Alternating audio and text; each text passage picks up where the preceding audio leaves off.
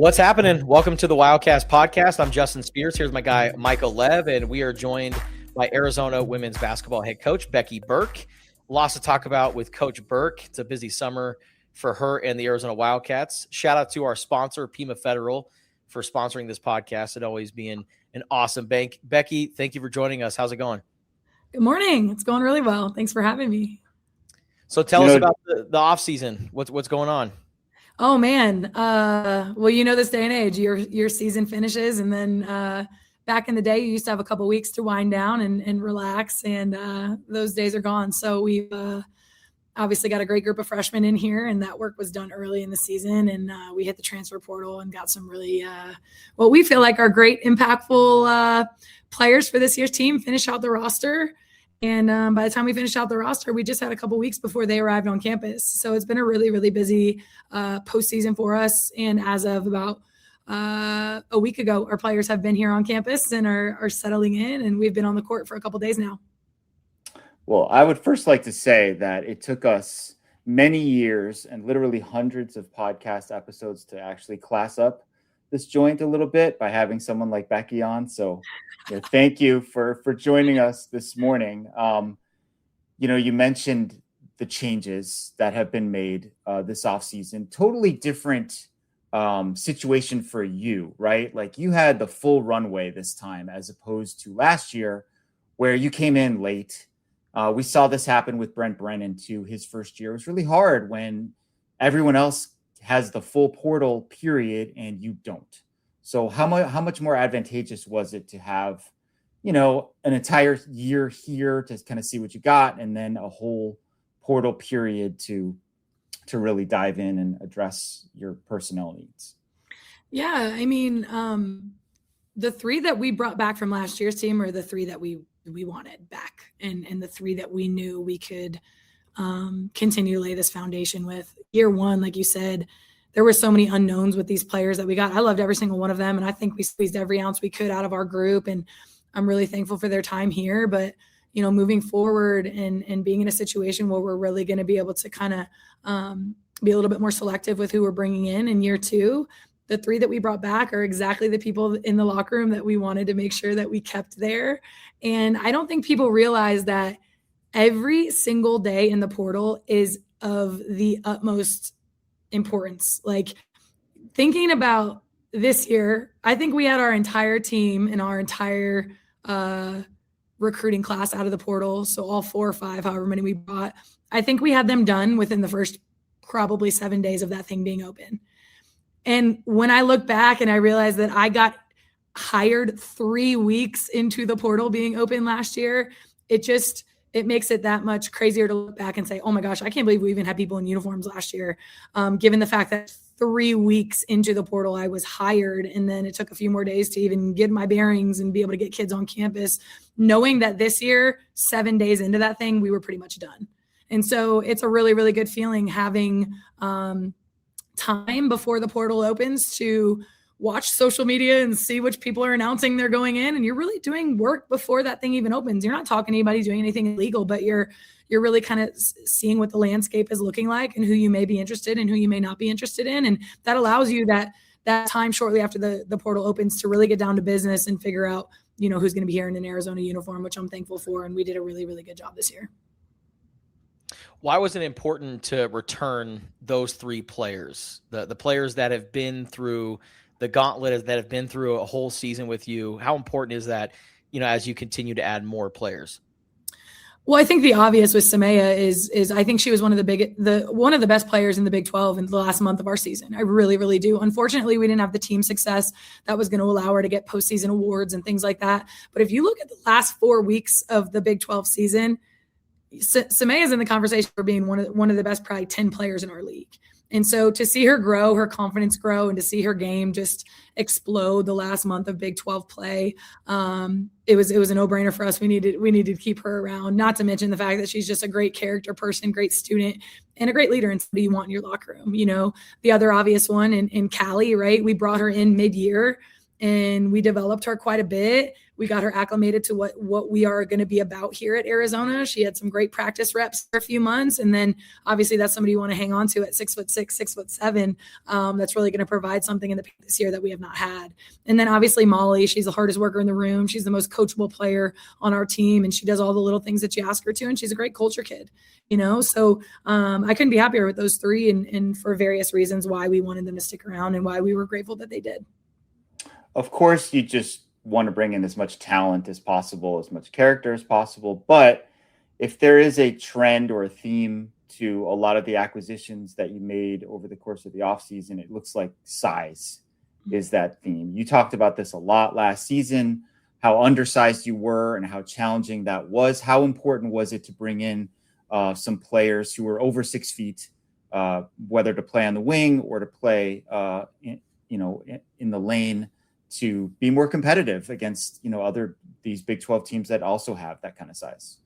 Yeah, it was really important. I left every game last year. Like, man, they're so much bigger than us. They're so much more physical than us. They've got a lot of physical attributes that we just do not have, which is a detriment at this level. And so, when you look at our posts, obviously you've got Gally at 6'6", 6'7", but then we've got a group of 4. Like, our post gang is a group of 4 at that 6'2", 6'3". I think it's the depth there as well, of a group of post players that obviously are a little bit taller, a little bit thicker, more power forward experience, more power forward skill set, but a group of posts that are going to get it done by committee is my hope this year. Obviously on the wing, I mean, we've got 2 kids on the wing, 6'1", 6'2" this year. We didn't have that last year. Our guards are bigger. You've got freshmen that are coming in bigger than some of our upperclassmen were last year as seniors. And so it's really refreshing to at least look the part a little bit more from a physical standpoint, because that piece is very, very underrated and it's really, really important. Now, don't get me wrong, Samaya is not the biggest. Don't get me wrong, Puff is tiny, right? But Puff was a McDonald's All-American. She's Lonnie was able to get away with being small because she was really, really talented, right? So that's the same thing we have going on with Puff. And we are small at some positions still, but as a whole, we are much, much bigger, which I'm thankful and happy about. Well, speaking of Puff Morris, a transfer from Cal, you mentioned she's a McDonald's All-American. You also added Aaron Finley as well. They were teammates at Etiwanda High School in Rancho Cucamonga, California. So tell us about those two and what they're going to bring to your roster this upcoming season. Yeah, I think obviously anytime you can get 2 players from a powerhouse in the state of California that have won multiple state championships there together, that's a really, really good thing for us. But those 2, I mean, Erin and we'll call her Simba. So if I ever say Simba, that's who I'm talking about. She was committed to Florida. She's an SEC length, athleticism and talent kid, and I think that says a lot, because that's probably arguably the best league in the country, right? And so it was really nice to get somebody out here the last 2 days of practice that moves and looks a little different than anybody we've had here so far. As a freshman, she's never played hard enough in her life. She's never been coached the way that we're about to coach her, so that's been a shock to her. But that pure natural talent has gotten her as far as it has. Now, if we can get her to play hard, now if we can get her IQ where it needs to be, now if we can push her a little bit, it's going to be scary what she's going to be able to do. So she's extremely talented, probably one of the most talented players we have on our roster, but she's just a baby and has never done this before. And she doesn't even know left from right now. So we've got a long way to go with her. But as far as Puff goes, it's been fun to see her kind of mentor her, them coming back together, Puff being at Cal for a year while Simba was finishing her senior year at Etiwanda, them coming back together and seeing Puff kind of wrap her arms around Erin and guide her and lead her, because Puff does have a little bit of experience at this level. But it's been fun to see Puff come to Arizona and get her confidence back and really be empowered to play the way that she wants to play, which I don't think was the case at her last school. So it's been really fun to see a smile on the face. And like I said, right now is the honeymoon phase. Everybody's happy. Everybody loves each other. In a month or 2 from now, we'll see where we're at, because it is a grind, and it does get more serious as we go. And so, but yeah, those 2, I couldn't be happier that they're back together. But not only that they're back together, but that they're back together here at Arizona. And one more thing to add to that is, like you said, one was committed to Florida. The other is a McDonald's All-American who played at Cal. They're taking a chance on you and your program. So what do you think it was about what Arizona's offering that allowed you to get really good players like those 2? Man, I think there's a lot of things that go into it. Both of them are from California. I think this is a great distance from home. I think this is a great place where families are still going to be able to see them play. The education they're going to get here obviously is a big one. But I think the brand that Arizona basketball is and always has been, they don't feel like this is a program that's never been there and never done that. We had a down year last year, which was to be expected, but they feel like we're going to be right back in the conversation this year, which is what we expect, so they don't feel like it's a complete rebuild. They don't feel like this is a program that's never had success, and they wanted to go to a good program, a good brand, but also have an opportunity to play right away, which I think was huge for both of those players. I think it was huge for everybody that we brought in. We brought in players that want a chance to come in and play right away, and that's what we needed. We needed help, and so they're all excited, chomping at the bit to prove that they're going to be impactful this year for us. When you look at your roster now, it is a very interesting mix of players. You've got, as you mentioned, a very highly regarded freshman class that has come in. You retained a handful of players. You dipped your toes into the portal. You also brought in some European players, which is something that your colleague Tommy Lloyd has had great success with throughout his career. As I mentioned on the pod last week when we were talking about men's basketball, that one of the downsides of that for us ugly Americans is like we have trouble pronouncing some of the names. Okay, so Anastasia Semenova, that's an easy one. I feel like Carolina Ulan, that seems pretty easy as well. Then there's Gerda. And do you have a grasp on her last name? Can you give us the correct pronunciation of it?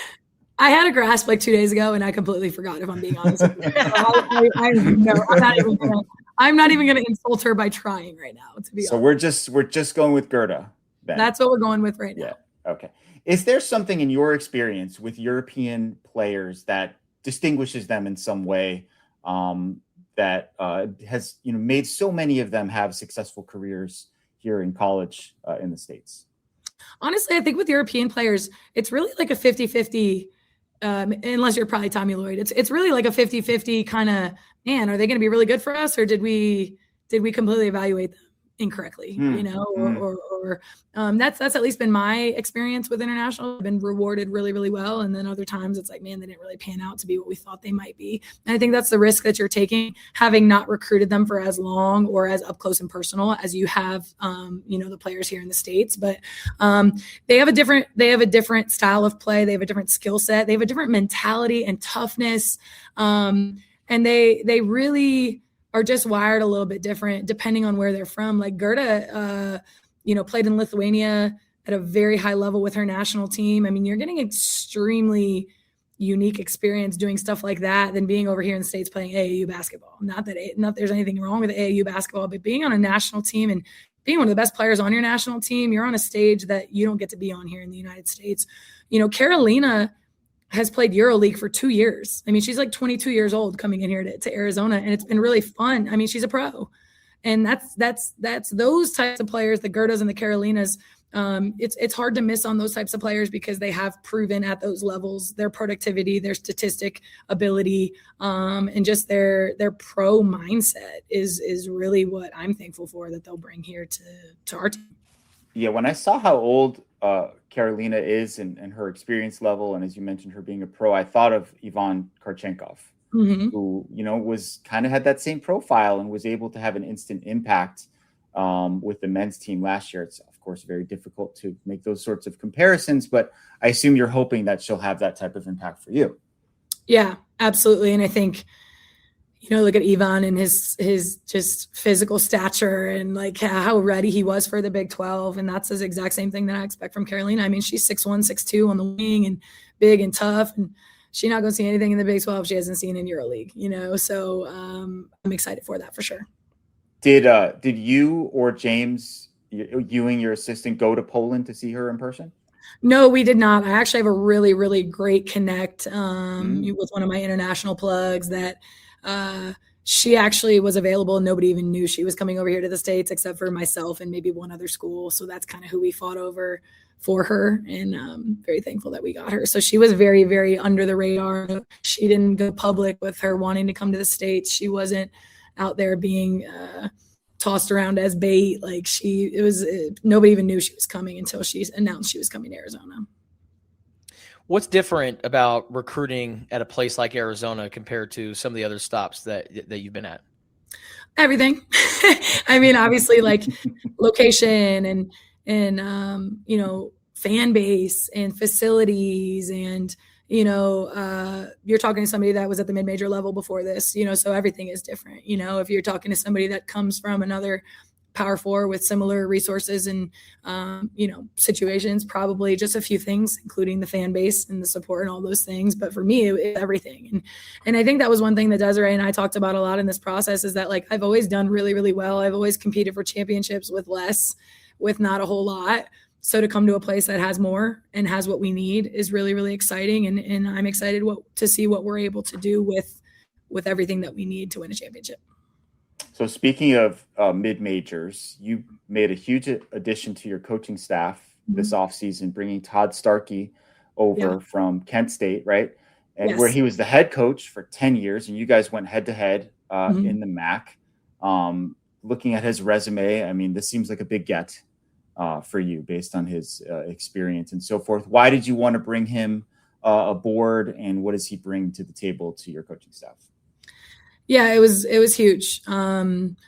After year one here, it was really obvious the things that, the holes you have in your staff. You don't figure it all out in year one with your roster, and you don't figure it all out in year one with your staff either. So there had to be some changes made. And, one thing that I really, really wanted was some more experience, preferably some head coaching experience, somebody that's competed for championships where they've been successful, somebody that I highly respect and admire, and just somebody that would work really, really well and has the same mindset and be in alignment with me. And Coach Starkey obviously was somebody that at my 3 years at Buffalo, he spent a lot of time kicking my butt. We got him a couple times, but somebody that going through scouting reports, like I always just admired how his teams played, their discipline, how offensive minded he is. I'm a defensive minded head coach. I need an offensive mind here to really, really, really, we're going to hold people to 60 again next year, and hopefully we're scoring 75. And that's going to be the key to our success. Right. And he's going to allow us the creativity and the offensive mind that I really, really wanted to pair with my defensive mind. So being humble enough to know what I'm good at, what I need help with, who I need around me, and I need better people around me that are not better people, because we had great people last year, but better people that are better than me at certain things. And that's what I believe that we got with Coach Starkey. And he left a really good situation. He left a comfortable situation where he could ride off into the sunset and be there forever and be the man, right? And he wanted to come and accept this challenge and be at a place like Arizona, which I think speaks to what we have here, what we're doing, and where this thing can go, is being able to get somebody who's sitting in a head coach's seat with a long-term contract to pick up everything and leave and come out here, which I couldn't be more grateful for. Yeah, I made the comparison before with the portal to Brent Brennan year 1 to year 2. And now I'm maybe plotting out a column in my head here, Justin. What Becky's done with her staff reminds me of what Brent Brennan did as well. Like, he recognized, I need better people around me, right? Yeah. Football is a little different beast than basketball, of course. There's so many more players and so many more positions, but you're kind of only as good as the people that you surround yourself with, right? Absolutely. So that's got to be what I'm guessing. That's kind of what your mindset or your thought process was in making a move like that. Yeah, absolutely. Becky, recently you announced that you're adding a new member to your family. Congratulations. Unfortunately, there were some very hateful comments, and you've addressed it. Can you just talk about what that period was like for you and how you've been able to manage that? Yeah. I'm a very public figure. Like, I get that. I understand that. And I also share my life, and I put a lot out there. I wear everything on my sleeve, and I'm not afraid to be who I am. And that's kind of what makes me. I'm going to post on social media. I'm going to tell you guys what I'm doing. I'm going to tell you where I am. I'm going to tell you how I feel. I'm going to be very, very transparent and honest. And I've done that on social media my whole career, my whole life. And even after this, I'm not going to change doing that. But in always doing that and being as transparent and visible as I am, it does come with things like this. Occasionally, I have not experienced the level of just I guess hate is what we would call it, or disrespect, or just people being mean, as I experienced, a couple weeks ago. But I just can't say enough. I don't even want to focus on the people who are saying mean things and the horrible people that are still on this planet with us. I would like to just genuinely thank from the bottom of my heart every single person who has reached out, who has called, texted, sent an email, the amount of flowers that have come to the office, the amount of mail that has been in our mailbox. Because it wasn't the city of Tucson. It wasn't Wildcat fans. It wasn't Arizona State fans. It wasn't anybody that is close to us, around us, near us, that touches our program. It wasn't any of that. It was people hiding behind their keyboards from across the country, across the world, whoever it was. And those people don't matter to us ultimately. So yeah, my family was very hurt. It was a very, very, very tough week for us. We were emotional. We were sad. We were all those things. But to change perspective and look at it from a standpoint of, wow, what a reminder of how much love and support we have here. And that's what we're focused on. And that's what we're thankful for. And I can't stress enough, literally, the amount of like outpouring of love and support. And that's what we're so thankful for, including from you guys, like people that just had our back on social media. And we're so grateful for that. And I just can't stress it enough. But yeah, I would be lying if I told you it wasn't a really hard time and a really emotional time for our family. And yeah, it's just unfortunate all the way around, but we're looking at it from a positive perspective. Well, congratulations to you on your another new addition here in the off season. Thank you. Something else that you did this offseason that was really intriguing and interesting was you participated in an Ironman triathlon. Yes. We've all heard the expression, I'm sure, like it's a marathon, not a sprint. Maybe it's actually a triathlon. Tell us about why you did that. Why was that important to you? How long have you been like training and preparing to do that? Yeah. So ever since I was in college, I've wanted to do an Ironman. I'm somebody that likes a challenge. I like really, really hard things. I like to push my body physically as far as I can go. And there's just not been a good time since I graduated. I hopped right into playing professionally. Then I hopped right into my career, and I've been moving and I've been mobile. And I just was like, man, if I just turned 36, like if I just keep pushing this off, I'm going to be 50 by the time I decide to do this thing. And so I just came to the realization that there is not going to be a good time. So I have to make the time to do it. And that's what I did. And it's one of the hardest things that I've ever had to do. And it wasn't just the race itself that was the hard part. It was the training. I trained through our entire season last year. There were days, like I remember after the BYU game, we won here at McHale. I had to run home from the BYU game because I had to get my run in. I had to do 9 miles after the BYU game. So I'm running home in the pitch black with my flashlight after we just had a huge win. And, I'm up at 3:00 in the morning trying to get my bike ride in, or I'm in Lubbock, Texas, trying to find a pool to swim in before we have shoot around in the morning. But those are like the memories. And that's what I wanted. I wanted a struggle. I wanted a hard journey. And don't get me wrong, the race day itself was absolutely brutal too, but something I'm just going to remember forever, hopefully do another one at some point in my life. And I just couldn't have been more thankful for the whole experience. It was amazing. So what are the distances for those three? Yeah. So you start with a 2.4 mile swim in the open water, and then you do a 112 mile bike, and then you run a full marathon after that. Goodness gracious. Wow. Yeah. Had you ever done like even individually one of those 3 things before? I'd never done any of those things, even individually. Like I had never even run a marathon before. So, but you know me, I'm not like, I'm just going to hop right in and do the full thing. I'm not going to ease my way into anything really. Man, that is just wild. How did it feel? Like, how did you feel like psychologically, physically, like as you're kind of in the midst of it or toward the end? I mean, it had to be brutally difficult, I would imagine. It was brutally difficult, but like I had a smile on my face the whole time. I was trying to enjoy every moment. I literally I worked so hard. I trained for 5.5, 6 months, and I wanted to go. I knew I was prepared. It's the same way with a game, right? Like I know walking down to the court from my office that our team is prepared, right? And so when the preparation is there and you did the work, I wasn't nervous. I wasn't scared. I wasn't any of those things. I was just prepared to be in some pain. And don't get me wrong, I absolutely was in a lot of pain, but tried to smile and have a, just great experience, great time, 12.5 hours worth. And we got every penny's worth. So Go ahead, Justin. I was gonna say, are you gonna do it again, or is this like one and done? I checked it off the list. I can live now. I'm absolutely going to do it again because I have to beat my time. So that's the bad thing about doing it once is now I got to do it again and I got to beat my time. Remind us, where did it take place and like what was the weather like that day? Yeah, it was in the Woodlands, Texas, so right outside Houston, and it was a blessing. Like the good Lord himself showed up because there was overcast, and there's never overcast when they do Ironman Texas. Like everybody talks about is the brutal heat, the sun, everything. I mean, it even showered on us a couple times, like during a couple of the portions, and so I was really thankful for that. Sure. And who accompanied you down there to support you? Yeah. My parents both came. Savannah came. We brought Banks, and then we brought our videographer Anthony, and he documented the whole thing. And we actually have like a YouTube vlog that we put together. It's like a 30-minute vlog showing the whole weekend. So yeah, I'll definitely be able to remember it forever. Sure. I didn't know if we'd have time for this or not, but I wanted to ask you, going back in the day, what is your connection to Dawn Staley? Because there kind of is one, and there kind of isn't, right? Based on where you were committed to, and then the coaching change that happened. Tell us about that. Yeah, I was originally committed to South Carolina, and I committed to Michelle Marciniak and her staff while they were there.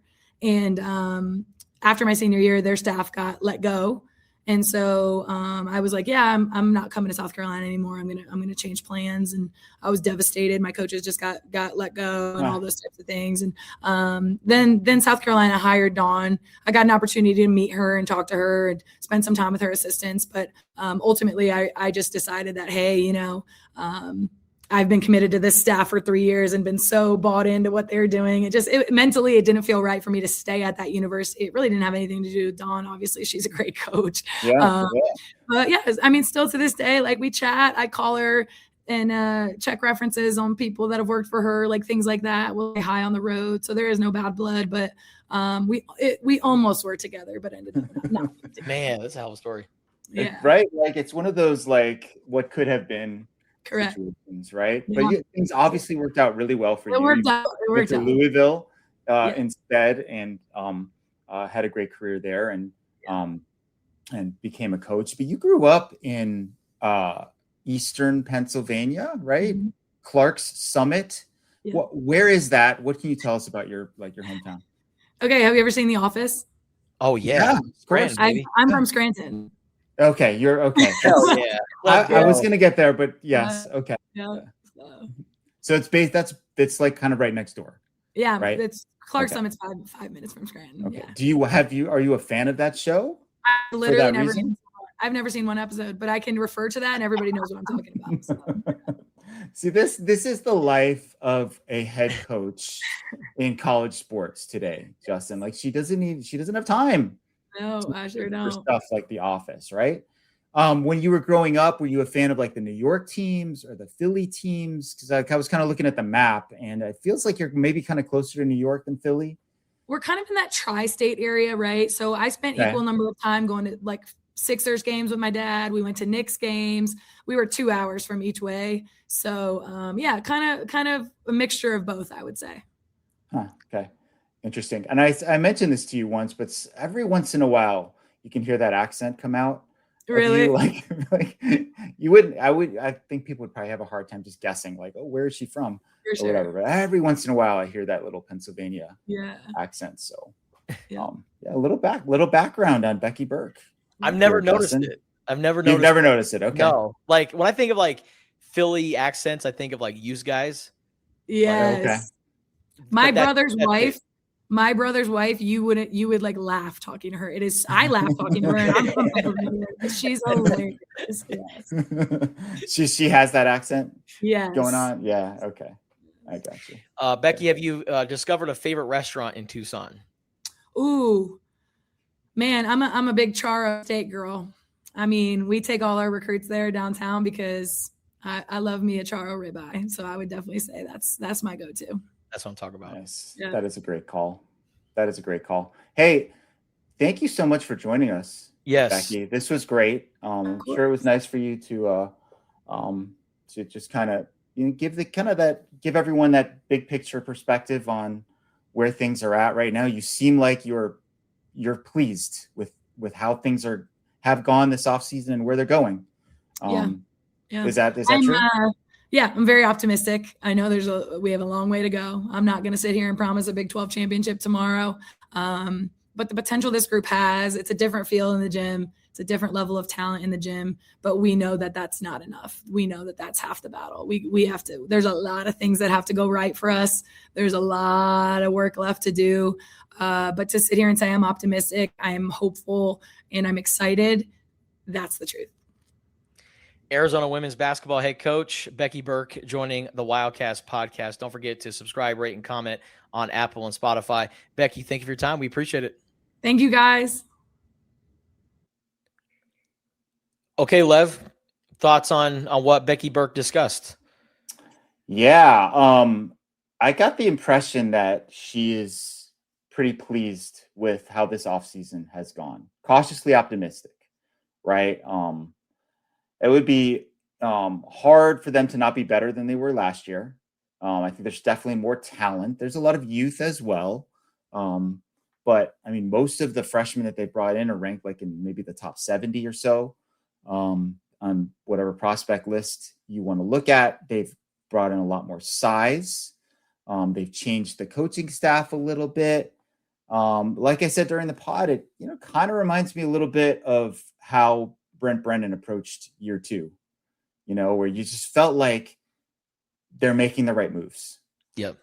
How it all works out remains to be seen. The Big 12 has proved to be a pretty competitive league for women's basketball. I don't know. I think you can take only so much from last season, right? Like you could sort of get an impression of Becky Burke's style, the way she wants to play, how her teams are going to play, how hard they're going to play. But the personnel, she had to kind of throw that team together after the portal had been, picked through already. And now, she had a full off season to take the program in the direction that she wanted to, including, that first freshman class. So yeah, it was, I feel like I come away from it feeling pretty optimistic about the team for this year.